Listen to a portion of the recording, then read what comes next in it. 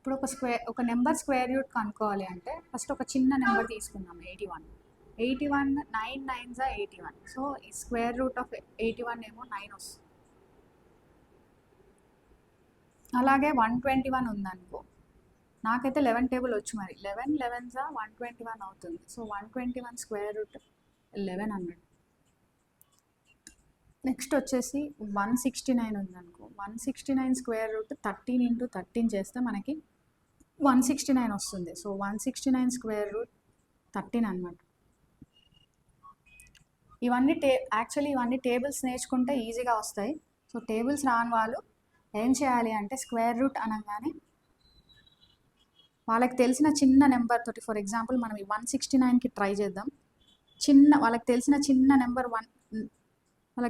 చిన్న నెంబర్ 3 కదా, 3 తోటి ఫస్ట్ డివిజిబుల్ అవుతుందా లేదా చూడాలి. 3 5 15.